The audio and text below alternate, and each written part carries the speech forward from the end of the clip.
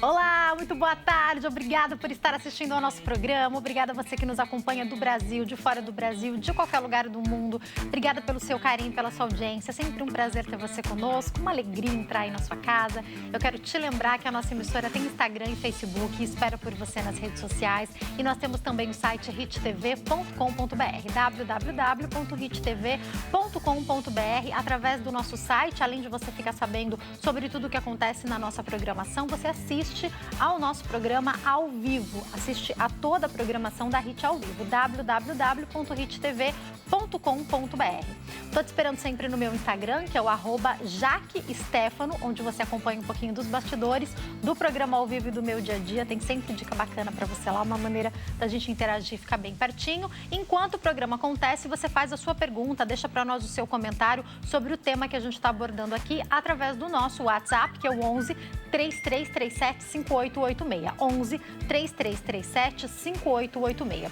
Hoje no nosso programa nós temos dois assuntos. A gente vai falar no segundo bloco sobre lifting facial e nesse bloco a gente começa a entender sobre a alimentação na menopausa. Será que alguma coisa tem que mudar? Se você tem dúvida, já pode enviar para nós a sua pergunta. Quem fala conosco sobre o tema é a Milena Lopes, que é nutricionista. Tudo bem, Milena? Boa tarde. Tudo bem, boa tarde. É um prazer estar aqui, viu? Obrigada, é um prazer estar aqui com vocês e conversar sobre isso. Falando sobre um assunto que eu sei que traz muitas dúvidas às mulheres, porque em fases diferentes da vida, muitas vezes a gente muda a rotina, muda a alimentação. Então, quando a gente se casa, a gente muitas vezes muda a alimentação. A mulher que engravida, depois que o bebezinho nasce, ou dependendo da demanda de trabalho, tudo isso muda a resposta do nosso corpo e a maneira como a gente se alimenta. Eu acredito que a menopausa não é diferente, né? Não, não é diferente. E ela tem muito a ver com alterações que acontecem nos nossos hormônios, principalmente porque acaba os óvulos, né? Então a mulher não é mais fértil e por isso não precisa mais menstruar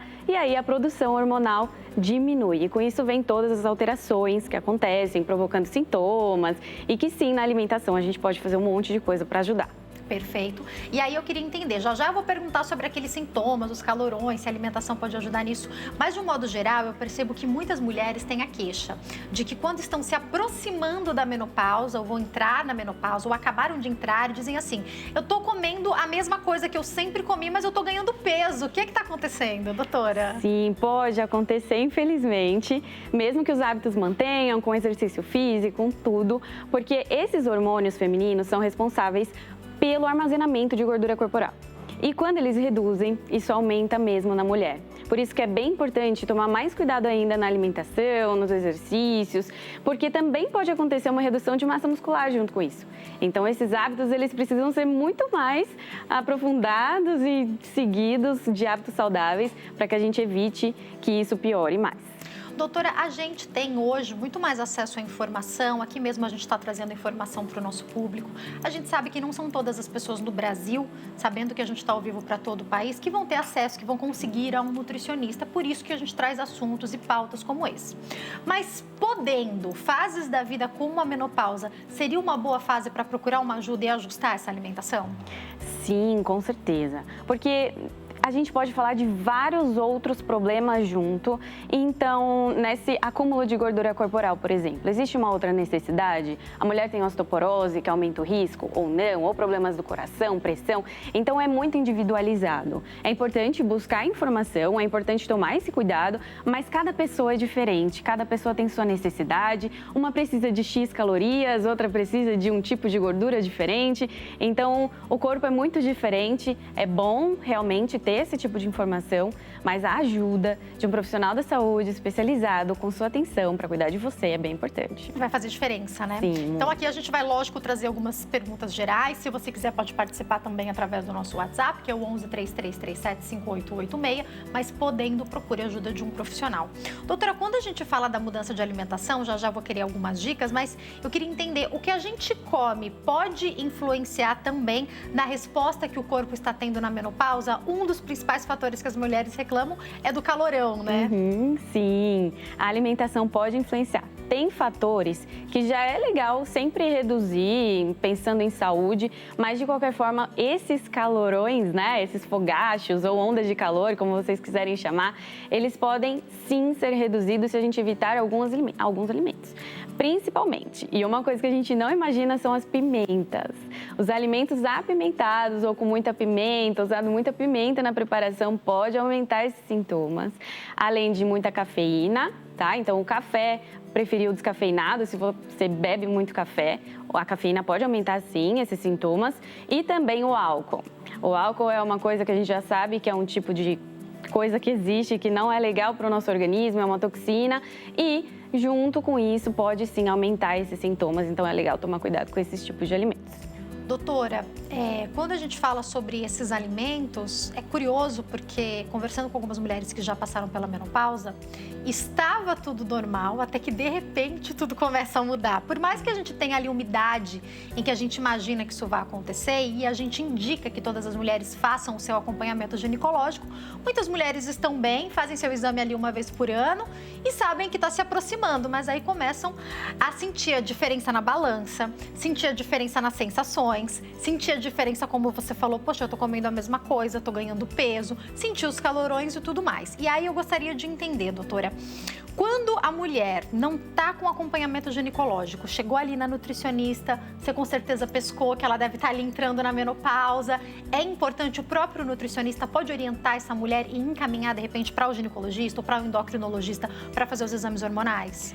Sim, e de preferência é bom que isso aconteça, porque a mulher, quando chega lá nos 45 anos, mais ou menos, já pode começar a apresentar sintomas, ou mesmo a mulher nem ter sintomas e tá chegando nessa fase. Às vezes, a deficiência de um hormônio é tão importante que precisaria fazer uma reposição. Se essa deficiência não é tão forte, tão intensa, não há necessidade. Junto com a alimentação, junto com demais fatores no estilo de vida, é possível controlar. Só que é bom, sim, fazer um exame, acompanhar com o médico, ver necessidade de reposição hormonal ou não, e aí, sim, a gente saber a individualidade, né? Que era o que a gente estava falando agora há pouco, sobre cada pessoa precisar de um tipo de acompanhamento, e pode ser que precise ou não dessa reposição. A resposta que a mulher procura, a alimentação, também vai ser mais ou menos direta e rápida se ela tiver com os hormônios regulados, então, né? Isso vai fazer diferença, não vai? Sim, com certeza, porque, por exemplo, pode ter deficiência de testosterona, né? Ou deficiência do estrogênio. Então, é fato que pode ser até um pouco antes da menopausa, né? Não precisa ser nesse... A gente tá falando aqui especificamente da menopausa, mas sim em qualquer época da vida. Isso aconteceu com a mulher, ela vai ter uma resposta diferente do corpo, né? Sim, com certeza. Então, é sempre bom mesmo fazer exames, ver como que estão esses níveis no sangue, para justamente ver se tá normal, se tá tudo bem. A gente tem as glândulas que produzem os hormônios, saber se está tudo funcionante. Então, na tireoide, por exemplo, uma deficiência nos hormônios da tireoide podem atrapalhar o emagrecimento, na testosterona ou no estrogênio, justamente. Inclusive, com que todas essas alterações hormonais podem atrapalhar até tudo, né, no nosso corpo, inclusive um bem-estar mental. Então, uma mulher que não está bem, que não, psicologicamente falando, então ela tem um melhor controle nas escolhas dos alimentos, né? Então, não estar tão cansada ou fadigada, que é um dos sintomas da menopausa, para ir fazer o seu exercício físico todos os dias. Então, tudo isso tem interferência, sim, e é bem individualizado, bem importante toda mulher fazer esse acompanhamento, independente da idade. Perfeito. Isso é uma coisa importante também. Doutora, um outro ponto que eu queria citar contigo é sobre a nossa organização. Porque, como você falou, a gente vai ter na menopausa a mulher se sentindo mais fadigada. Mas para qualquer um de nós, para quem trabalha fora, mesmo quem trabalha dentro de casa, uma rotina muito difícil, se a gente não se organizar, muitas vezes chegar cansada de um dia de trabalho, fazer a pior opção, às vezes é a opção mais prática. Então, se eu já deixei tudo organizado e vai ser prático fazer a melhor opção, é mais fácil que eu faça a melhor opção. Fala um pouco sobre isso. Claro, organizar a rotina no dia a dia. Você pode separar um espaço de um dia no seu fim de semana ou de um tempo que você tenha livre e organizar já o que você vai fazer das suas refeições todos os dias. Almoço, jantar, Lanches intermediários também é importante, porque se a gente está na rua, se a gente está no trabalho, ou se trabalha home office, tá tudo muito corrido, a gente vai no que tem mais fácil acesso e geralmente não é o mais saudável. Geralmente alguma embalagenzinha que a gente abre, né? Isso, sei lá, um salgado aqui sugerindo demais opções. Ou então fast food, algo que seja mais rápido e mais prático. Sendo que se você já tiver uma marmitinha pronta, uma comida congelada, alguma coisa já ali preparada e organizada, vai ajudar muito. Então eu indico que separe um tempinho aí, 1 horinha, acho que nem isso você vai demorar, para já organizar, fazer as suas compras, ter os vegetais já higienizados, já fazer, quando for fazer comida, já fazer uma maior quantidade para sobrar para durante a semana. Pode congelar, pode descongelar, o importante é você consumir todos os alimentos de uma maneira ideal e saudável. Vamos entender uma coisa, você falou aí, eu queria saber, frutas, verduras e legumes. Posso continuar usando com a mesma frequência ou, de repente, na menopausa, algo eu vou ter que adequar aqui? Pode usar com a mesma frequência. A recomendação das organizações de saúde é que existam 5 porções de vegetais no dia, sendo eles frutas ou verduras e legumes. O mais fácil de distribuir isso no dia são 3 frutas, nos lanches, no café da manhã e pelo menos uma porção de um vegetal no almoço e jantar. Já ficam as 5 por dia.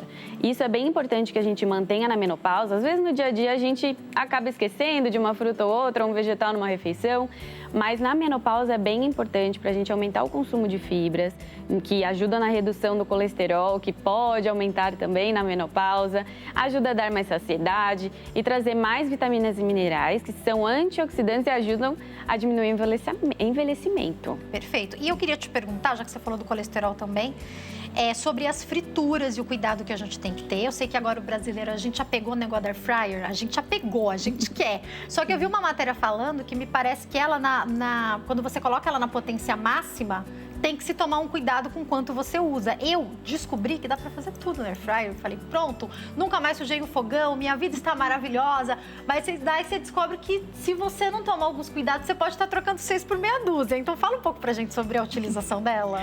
Sim, legal, boa pergunta. A gente tem um tipo de calor que é usado, que geralmente são por ondas. Como no micro-ondas também, ou na air fryer pode um exemplo disso, mas esse tipo de calor colocado, quando ele é em muito excesso, e isso aumenta muito rapidamente, digamos, as partículas dos alimentos. Existem toda uma explicação mais química em relação a isso. Mas para entender que é um boom, é muito rápido, né? Isso, exatamente. Isso pode provocar a produção de alguns componentes ali no alimento. E geralmente isso, se você consumir um alimento, não toda a sua refeição, mas junto com vegetais que são antioxidantes que podem anular isso que o alimento está produzindo, tá? Então, o que eu quero dizer é tudo com equilíbrio e parcimônia junto com demais alimentos saudáveis. Então, nesse dia, você tá a fim de comer uma batata, como se fosse frita, você colocou na air fryer. Ela é um componente, ela não é toda a sua alimentação. Você comeu a salada, você comeu outras coisas. Você não fez a comida inteira ali dentro, é isso que você tá falando, né? Isso, exatamente. Ou então, que seja só no almoço, uma preparação e no jantar não. E justamente para que isso a gente consiga equilibrar. E o mais importante é que tenham vegetais também para trazer essas vitaminas e minerais que vão quase que anular esses componentes tóxicos que pode produzir. O melhor preparo para esses vegetais, doutora? Sempre depende do alimento, mas de preferência no vapor, mantém muito mais os nutrientes desses alimentos. Tem alguns alimentos que perdem alguns nutrientes, mas geralmente é com relação ao aumento da temperatura, não ao tipo de preparação, tá? Mas o ideal é que seja, desculpa, claro. Continuando, no vapor ou até refogado, mas com um pouquinho menos água, porque na água, geralmente, quando cozido na água, os nutrientes podem dissolver na água e essa água a gente joga fora. Eu ia te perguntar sobre isso, porque muitas vezes a gente gosta de pôr um temperinho ali e refogar. Pode ser, mas cuidado com o excesso de água, então. Isso. Só se for colocar só um pouquinho para ajudar a manter o tempo, né, do fogo, mas quando a gente cozinha na água, sabe, como se cozinhasse assim um macarrão na água, assim, com bastante água, depois de descartar essa água, muitos dos nutrientes vão ali naquela água, a gente perde um pouquinho. Eu queria te fazer uma pergunta que eu sei que é a minha realidade e talvez seja a realidade de algumas mulheres que nos assistem. Eu tento apresentar muitos legumes, verduras para o meu filho, ele gosta de muita coisa, por exemplo, brócolis, cenoura, ele gosta que tenha em toda a refeição. Agora inventou um negócio, falei pra vocês, né? Do tomatinho com salzinho em cima. Ah, que beleza. Eu falo, eu vou arrumando pra minha cabeça, né? Porque daí vai tendo cada vez que ter mais coisa. O que eu sei que é ótimo, mas dá trabalho. Muitas vezes o brócolis, a cenoura, a ervilha, eles vendem congelado. Isso é uma opção boa ou não? É uma opção e mais prática. É uma opção, sim. Eu só vou pedir para você sempre olhar os ingredientes dos alimentos. Tudo que é embalado, existe uma norma da Anvisa que tem que estar escrito o que tem naquele alimento. Então, nos ingredientes, presta atenção se é só o brócolis que tem ali naquele alimento. Se não existe nenhum outro componente conservante ou aditivo químico que ajuda a conservar esse alimento. Se ele for só ele congelado ali, não tem nada de aditivo, é uma excelente opção. Já está higienizado, já está pronto, você só vai colocar ali super prático no vapor, por exemplo, e ajuda muito. Então, pode ser uma opção sim, com certeza. É uma opção boa, né? É. Você falou das marmitinhas para essa mulher que está entrando na menopausa, que precisa sair para trabalhar. Preparar a própria marmita, armazenar, você estava falando, eu queria que você reforçasse isso para nós. Armazenou ali no freezer, vai levar para o trabalho e vai aquecer no micro-ondas, não tem problema, né? Não, não tem problema. Pode ficar tranquilo. Não perde em relação muito a os isso. nutrientes, né? Não perde. O que geralmente perde dos alimentos e o que é normal é essa alteração de temperatura. Tanto o aquecimento quanto o congelamento pode diminuir um pouquinho ou aumentar, inclusive, algum nutriente que tem ali no alimento, mas ele não é responsável por que faça com que isso seja mal para a saúde. Tá? Eu prefiro que exista um consumo desse alimento do que evitar por houver possibilidade de alguma coisa que não é tão real assim. Doutora, vocês estão aqui ensinando sempre para nós que esse negócio de zerar carboidrato não é para todo mundo, são opções específicas, não precisa zerar carboidrato, mas o que vocês também estão tentando falar pra gente, eu tô aqui me esforçando para entender a importância de colocar proteína nas refeições. Para quem tá na menopausa, isso também é importante, como a gente pode inserir e quais as melhores proteínas? Legal, que pergunta boa. Que bom! Muito bom, porque na menopausa, justamente, com a redução dos hormônios femininos, pode haver sim uma redução da massa muscular no corpo. E não é verdade que quanto mais proteína a gente consumir, mais massa muscular. Mas quanto menos proteína a gente consumir, pode sim reduzir mais a massa muscular no nosso corpo. Então, junto com o exercício físico, é legal que haja sim um consumo adequado de proteína. Sendo essas proteínas, várias coisas a gente pode já incluir. Algumas delas, como a carne vermelha, tem ferro, o que na menopausa pode haver uma diminuição. E aí, então, a carne vermelha, legal, tem ferro, só que ela pode ter mais gordura, então aumenta o colesterol. Eu prefiro que seja uma carne magra, de preferência, numa preparação mais magra também, não frita, ou assada, ou cozida, né? Isso que seria o ideal. E a gente ter, sim, um alimento de proteína, já aproveitar e trazer mais nutrientes junto. Como outras carnes magras também, que são as brancas. Um peixe, um salmão, uma sardinha. A sardinha tem cálcio, é excelente para a menopausa, para diminuir o risco de osteoporose, por exemplo. A gente pode usar salmão, atum, que são peixes que têm ômega 3, que também é um tipo de gordura excelente para diminuir sintomas da menopausa. Carne branca, o peixe ou o peito de frango também são carnes com bastante proteína na composição dela e pouca gordura. E por isso fica bem legal da gente colocar assim no dia a dia. Perfeito. É importante o que ela falou. Às vezes você fala, mas eu não vou conseguir comer salmão várias vezes na semana. Mas de repente, num dia você põe a sardinha, que é bem mais em conta. Você pode ali no outro dia você põe o frango. Aí você escolhe uma vez por semana essa carne mais magra. Eu gosto muito, principalmente quando eu faço as preparações pro meu filho, porque a gente acaba cuidando mais da saúde do filho, né? Patinho, acho que é uma carne muito legal, muito acessível. Às vezes para você fazer alguma preparação e ela vem praticamente sem gordura. Enfim, a gente pode ir criando, né, doutora? Ah, sim. E usa a criatividade. Vocês podem usar a mesma carne para fazer um hambúrguer caseiro. Isso fica muito bom com o patinho. Uhum. Eu gosto de carne magra, graças a Deus, eu também gosto de carne com pouca gordura. Então, legal. Quando a minha mãe me ensinou, ela faz mais, né? E eu trago pra minha casa. Uma misturinha de um hambúrguer que ela faz, que não vai pão, ela faz de um outro jeito lá, com a carne com o patinho e fica delicioso e super saudável. É muito legal, é muito simples. Pode usar e abusar de várias coisas, fazer um escondidinho, fazer uma almôndega, enfim, e a gente conseguir sim ter a proteína na alimentação, sendo que é importante que tenha proteína e é isso que eu quero aqui enfatizar, né? De que é importante que exista proteína, mas que sejam opções boas, né? Com menos gordura, com preparação também de uma maneira saudável, sem Porque senão você adição de pode óleo. desequilibrar a questão do colesterol, por exemplo, como você estava falando, que costuma aumentar na menopausa, né? Exatamente. Pode falar, pode falar. Na menopausa aumenta o colesterol e, inclusive, pode aumentar até a pressão arterial, tá? Tudo que aqui eu tô falando são coisas que podem. Tá, então peraí, você tá me falando que tem que tomar cuidado com o sódio, é isso? Também. O sódio a gente tem que tomar cuidado. Então, temperos industrializados, O sal, tá, gente? Quando a gente fala do sódio, para as pessoas em casa entenderem, o sal de um modo geral, né? Isso. Tem no sal e tem nos conservantes dos alimentos também. Tá. Então, às vezes, uma coisa doce pode ter bastante sódio, tá? Tipo então... aquele refrigerante zero. Às vezes tem bastante sódio, né? Sim, então tem bastante fosfato e coisas que também não trazem tanto benefício assim para a saúde, não pensando só em calorias, né? Pensando em coisas que o alimento traz para o nosso corpo, que de maneira geral já não é tão saudável assim. Doutora, você falou, pode falar. Você tá E aí eu ia continuando só de que quando a pressão arterial já é mais alta, não sei se vocês já ouviram falar de que a pressão aumenta, a gente tem que manter sim um colesterol bom, porque a pressão mais alta já aumenta o risco de infarto, AVC e demais problemas do coração. Quando a gente já tem um colesterol mais elevado, isso aumenta mais ainda o risco. Então, na menopausa, isso infelizmente pode acontecer e por isso que é legal sim a gente tomar esse cuidado.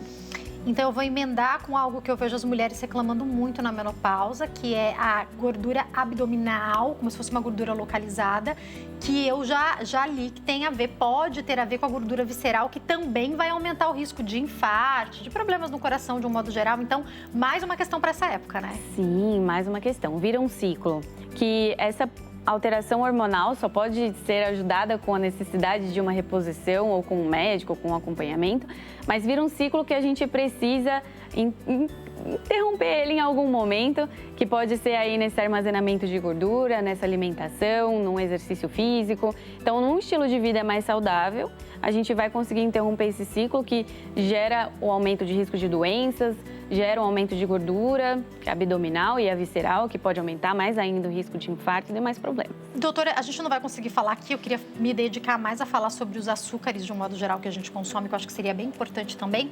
Mas eu queria entender, para a gente caminhar para o fim do nosso bate-papo, doutora.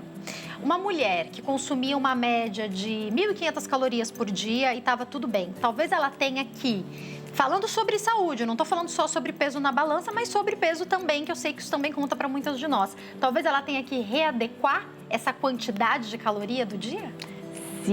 Sim, essa é uma excelente pergunta, porque essa necessidade de calorias sempre tem a ver com a velocidade e como o corpo funciona, o metabolismo de maneira geral no corpo. E isso muda na mulher na menopausa. Como a gente estava falando, pode sim aumentar o risco de gordura abdominal, gordura visceral, só por essa alteração hormonal. Então, se a gente tem a alimentação com a mesma quantidade de nutrientes que tinha antes e isso não acontecia, vai aumentar mais ainda o risco. Por isso é legal, sim, ajustar a quantidade de proteínas, de nutrientes, açúcares, né? Carboidratos podem ter desde que sejam saudáveis, né? Mas, sim, é legal fazer esse ajuste de calorias e nutrientes para que a gente evite mais ainda essa probabilidade que tem de armazenar mais gordura. Perfeito. Para quem quiser entrar em contato, eu vou deixar o Instagram da doutora, que é @nutri.milenalopes. Nutri.milenalopes está passando aí para vocês. Milena, muito obrigada por ter vindo. Foi um prazer te receber. Obrigada pelos esclarecimentos.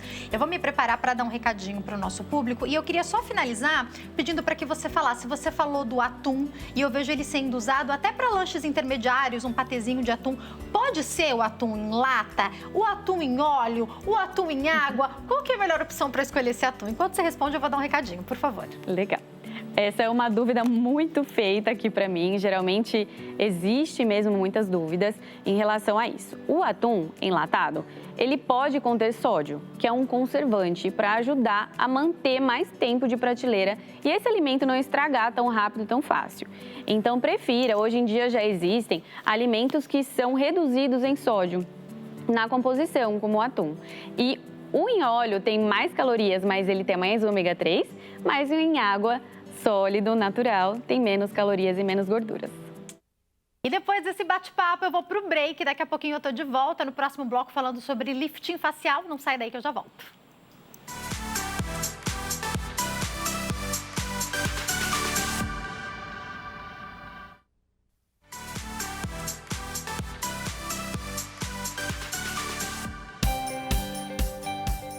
Nosso programa está de volta, esperando a sua participação nas nossas redes sociais, as suas perguntas. Se você tiver alguma dúvida, o nosso WhatsApp é o 11 3337 5886. Agora, nesse bloco, a gente vai entender sobre lifting facial. Estou recebendo aqui para conversar com a gente sobre esse assunto a doutora Raila Souza, que é médica especialista em plástica facial. Tudo bem, doutora? Olá. Prazer te receber aqui, viu? Falando sobre um tema que eu particularmente amo, sei que muitas telespectadoras e telespectadores gostam também, que é sobre tratamento de face. E eu gostaria de começar entendendo, doutora, quando a gente fala sobre lifting facial, a gente está falando de que tipo de tratamento? Hoje, nós, quando dividimos a cirurgia de lift facial, existem 3 gerações de cirurgia. Nos anos da década de 70, 80, existia uma cirurgia que era apenas na pele, fazia apenas o reposicionamento da pele. Depois foi se avançando, aprofundando um pouco mais para o coxim gorduroso. E hoje, a técnica mais utilizada e considerada padrão ouro, que é a de plane, que é no plano profundo. Então, é uma cirurgia um pouco mais avançada, que precisa estar em mãos experientes. Eu sou cirurgiã de cabeça e pescoço, especialista em plástica da face, tenho muita intimidade com essa região e já realizo o lift da face há algum tempo. O que a gente observa? E os cirurgiões plásticos e otorrinos hoje também estão atuando bastante nessa área. Observa-se o melhor reposicionamento e o melhor rejuvenescimento da face. A gente vai observar que vai diminuir aquela sensação de rosto derretido, aquela sensação de malar mais entristecido, aprofundado, essa maçã do rosto que vai perdendo um pouco o volume e também aquele vinco aqui da região que o pessoal chama às vezes de marionete. E também o que mais incomoda, a gente fala que o pescoço é a cereja do bolo de toda a plástica da face. Não podemos esquecer do pescoço também quando falamos em plástica da face, que é aquele excesso de gordura, mas não é só gordura no processo de envelhecimento. A gente tem muito mais coisa que favorece o envelhecimento do pescoço, como a flacidez da pele, a flacidez e a pitose, a queda de alguma glândula, como a glândula submandibular, e a musculatura vai ficando mais enfraquecida. Deixa eu mandar um beijo pro meu marido que está nos assistindo lá de Palmas. Um beijo, Caio, que foi quem me apresentou a doutora, que é de Palmas, né, doutora? E atua lá. Aproveitei que ela estava aqui em São Paulo para a gente fazer esse bate-papo. E eu queria entender, doutora, sobre algo. O que eu percebo hoje, né, que nas mulheres mais novas, na minha faixa etária, que estou com 38 anos, existem muitos tratamentos que a gente pode fazer que são minimamente invasivos. Então, tem laser que dá para fazer, às vezes você faz uma boa estimulação de colágeno ali. Mas chega um momento, geralmente, que a cirurgia plástica vai ser a melhor indicação? É isso? Sim, o que você tem hoje de não tão invasivo, desde os fios, como os bioestimuladores de colágeno, acho que é um recurso sim que devemos utilizar. Temos também alguns tratamentos de pele, que é o CO2, e também todos aqueles tratamentos com botox e preenchimentos com ácido hialurônico, que a dermatologista está sempre ali ajudando e nós fazemos, óbvio, é muito bom, graças a Deus temos essa opção para a nossa faixa etária. Mas e aí? Cheguei com 50 anos de idade, já começa a ter um processo de envelhecimento de queda. Como é que funciona a face? Nós temos aqui nessa região do rosto 2 tipos de musculaturas profundas. Aqui a gente chama de fixo, né? Que é uma musculatura que é o sistema músculo aponeurótico. Tem umas imagens que podem ajudar, né? Isso, pode ser essa? Isso. Nós temos o músculo aponeurótico da face, que é camada pele, gordura, esse sistema músculo aponeurótico que é o SMAS, e depois a musculatura cheia de nervos que são os responsáveis pela nossa mímica. Nosso sorriso, mandar beijinho, piscar o olho. Tem nervos aqui na face que fazem todos esses movimentos. Então, a cirurgia da plástica tem que ter muito cuidado nessa região. Por isso, antigamente não se conhecia muito a anatomia. Agora, com o conhecimento mais aprofundado da anatomia da face, desenvolveu-se a técnica do T-plane, que é onde eu vou trabalhar dentro da face, mas nesse plano profundo do SMAS. Aqui do canto do olho até a região do ângulo da mandíbula, daqui para essa região, para a orelhinha, eu tenho o SMAS fixo. Daqui, da região do canto do olho para o ângulo da mandíbula para frente, eu tenho a parte móvel, que é justamente essa, que com o processo de envelhecimento, e nem sempre é só envelhecimento, alguns fatores genéticos da própria pessoa podem influenciar na queda, onde eu vou ter a musculatura ficando um pouco mais enfraquecida e o coxim gorduroso caindo, que dá essa sensação de que o meu vinco vai aumentando, a marionete vai aumentando e também vai tendo a perca do contorno da mandíbula, que dá essa sensação do jaw, né? Que é essa gordurinha caindo aqui para o ângulo, perdendo a luz. E sombra é muito importante quando a gente fala em face. Então, eu começo a diminuir a sombra que eu tenho que ter no ângulo da mandíbula e começa a aparecer aquele excesso de pele, aquela coisa mais flácida. E essa flacidez é aí que entra a cirurgia. A cirurgia é o corte aqui nessa região da face, bem escondidinho dentro do cabelo, que é uma pergunta também que a gente pode trabalhar um pouco mais.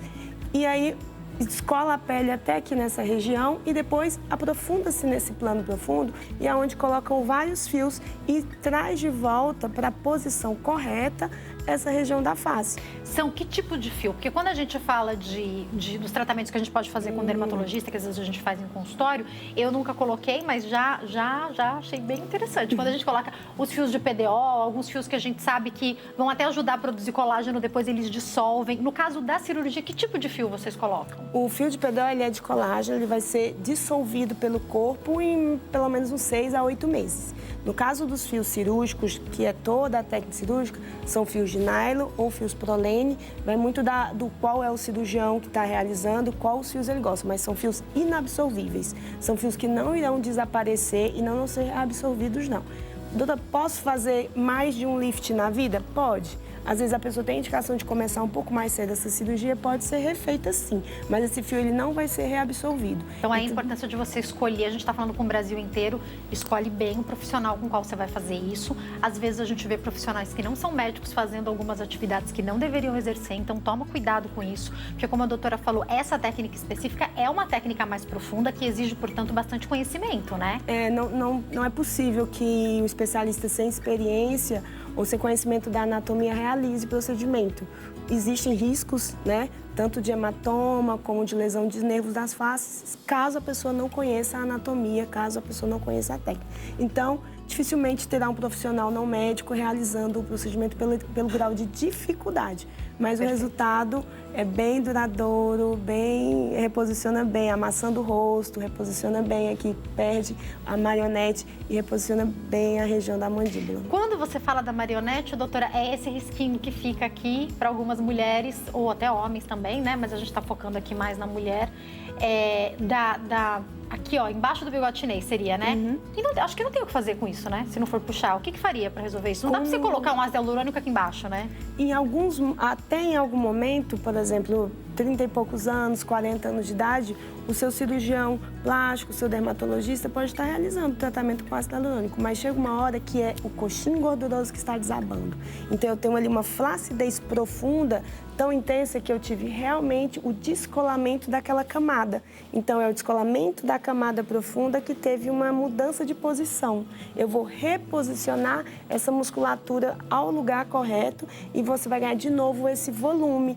O volume da maçã aqui, esse volume malar, ele traz muita sensação de juventude, o frescor da juventude. A mesma coisa, ao posicionar, eu vou estar trazendo toda essa gordura, toda aquela musculatura que caiu para o lugarzinho de volta. Aí é onde o vinco, né, que é essa fratura dérmica, que é a ruga, ela alivia e ela melhora. O que acontece muito hoje? Ao fazer o lift, durante o procedimento cirúrgico, é uma cirurgia de mais ou menos umas 6 horas, pode estar se realizando também algum tratamento na pele, que às vezes a pessoa demorou tanto tempo para realizar o tratamento estético que tem aquela fratura dérmica ali, aquela ruguinha já muito fixa. Aí para onde vem laser de CO2, o nanofat, que é uma nova tecnologia que é como se fosse um dermoroller com gorduras. Eu faço tipo uma aspiração de gordura do paciente, faço uma diluição dessa gordura e faço como se fosse o dermoroller, infiltro na camada derme mesmo, da derme. É aquele que tem como se fosse as agulhinhas, né? Isso, bem pouquinho, e aí você vai ter um rejuvenescimento, que já é comprovado também que o nanofat, que é essa gordurinha da própria pessoa, também ajuda a rejuvenescimento dessa face e da pele. Doutora, vamos entender então, pré-cirúrgico, vamos entender, a pessoa chega com a queixa, a senhora vai olhar, vai constatar, vai falar realmente. Muitas mulheres que emagreceram muito também têm essa reclamação, né? Ou chegou, a gente está pensando aqui talvez numa faixa etária de 50 anos, um pouco mais, um pouco menos, chegou com essa face começando a derreter, você usou uma palavra que foi desabou, eu falei, meu Deus, a vida da gente vai baixando mesmo, né? Aí vai precisar pôr no lugar. O que é necessário? São exames pré-operatórios? Essa cirurgia é uma cirurgia de anestesia geral? Explica um pouquinho pra gente como que é esse contexto enquanto eu me preparo para dar um recadinho, tá? Pode falar. É uma cirurgia com anestesia geral, onde o paciente vai ser avaliado, vamos avaliar a sua queixa. Não podemos esquecer do pescoço nesse processo de avaliação da face, aonde vai ser reposicionado durante o procedimento cirúrgico a sua musculatura, que é o músculo platisma, para poder reorganizar a posição do seu pescoço e ganhar novamente esse ângulo. O que é muito importante lembrar que uma avaliação presencial pode trazer a melhor avaliação e ver como é que vai ser seu procedimento cirúrgico. E agora chegou a perguntinha do público, vamos conferir. Doutora, essa pergunta que chegou pra gente é da Lourdes Maria de São Paulo, que diz: boa tarde, Jaque, tem uma pergunta pra doutora. Mulheres mais novas precisam fazer o lifting facial? Pode ter indicação, doutora? Pode ter indicação, sim. Tem múltiplos fatores que podem indicar que essa paciente tem envelhecimento um pouco mais precoce ou essa flacidez precoce dessas camadas profundas, como, por exemplo, a perca de peso muito rápido, no caso de pacientes bariátricas, fatores genéticos e também algumas pacientes que têm uma predisposição a ter queda e flacidez na região do pescoço.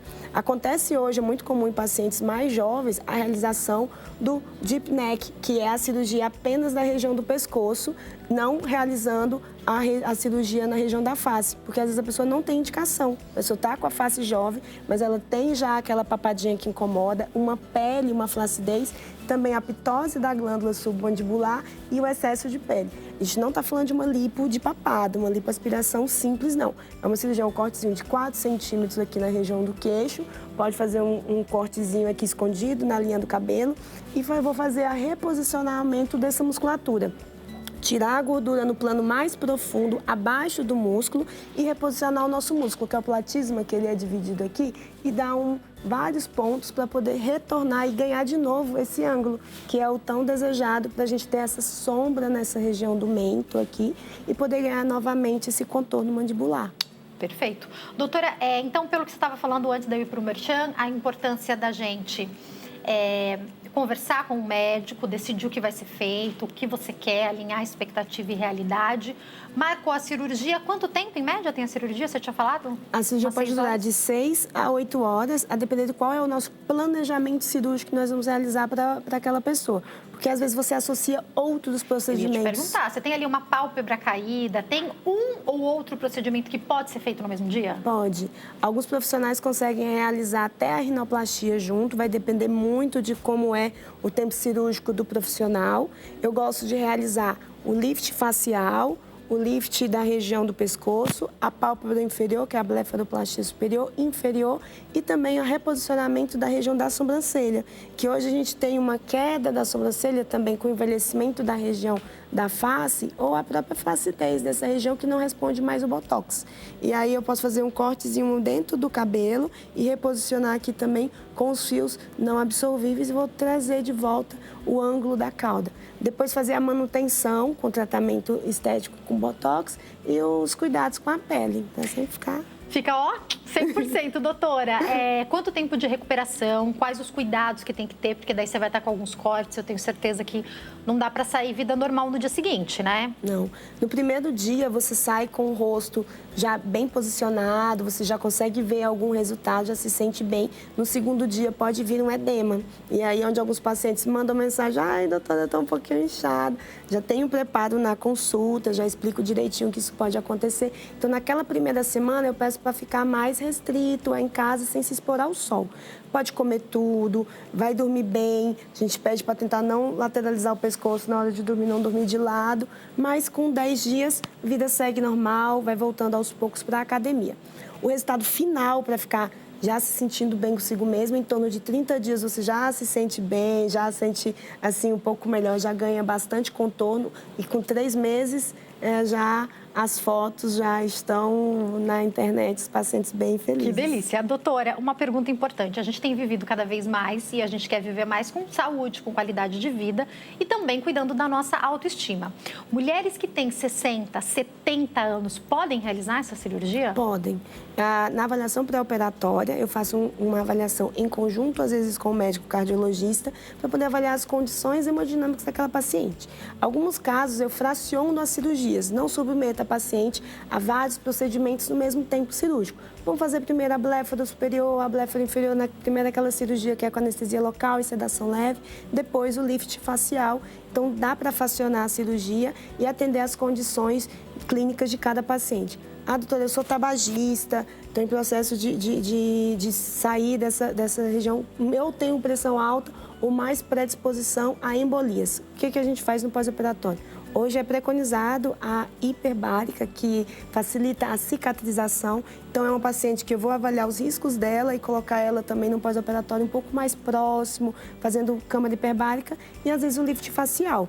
Então, o tempo cirúrgico dá para organizar, dá para trabalhar com cada comorbidade de cada paciente e definir um tratamento individual para aquela paciente. Não pode ser submetida à anestesia geral, vamos fazendo aos poucos, com sedação e fracionado esse procedimento cirúrgico. Doutora, no caso das pessoas com diabetes, a gente sabe que a cicatrização também é mais complicada, entra nesse caso? É. Se tiver equilibrada essa diabetes, tiver tudo organizado, apesar dela ter a questão da diabetes, tá ali, tá regularizada, pode fazer a cirurgia? Pode. Qualquer procedimento cirúrgico no paciente diabético ou com qualquer comorbidade, precisamos fazer uma organização, né? Colocar esse paciente estável do ponto de vista daquela doença que ele tem. Por se tratar de uma doença crônica, com tratamento, dá para chegar num ponto em que o endocrinologista, o cardiologista vai liberar aquela paciente para o procedimento.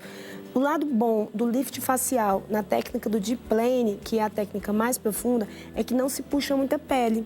E é onde tem mais cicatriz e mais complicações com pacientes diabéticos e tabagistas.